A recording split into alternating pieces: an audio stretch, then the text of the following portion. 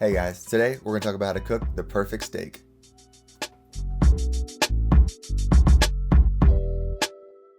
What's up guys, welcome back to Gent's Lounge. If you have not hit that subscribe button yet, hit that right now. We are here every week talking about different stuff, but today we are talking about how to cook the perfect steak. So to cook the perfect steak, you're going to need a few things. You're going to need a steak, you need some butter, you need some canola oil, some garlic and some rosemary, and a cast iron skillet. I can't stress how a cast iron skillet or a steel pan is essential for this because you want to get a good sear on it.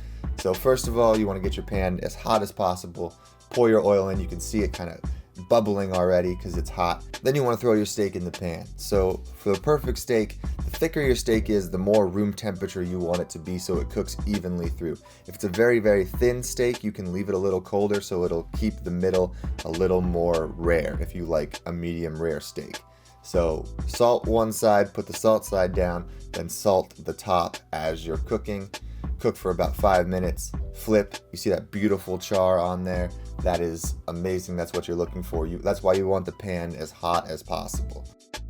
After you flip the steak, you want to throw in your pat of butter, add your herbs, your rosemary, your garlic, and just let that cook a little bit, melt all the way down. Then you want to spoon the butter over the top of the steak. So this is going to seal in all the juices from the top and continue to cook it because the butter will be hot. So it'll be cooking the top while the bottom is still cooking on the bottom. After you get a good sear on both sides, you want to make sure all the fat around the sides is rendered down. So kind of, pick up the steak and roll it around a little bit, get the side fat all taken care of.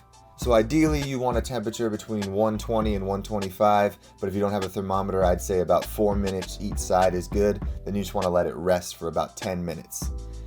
And then you can see it's beautiful, perfect medium rare.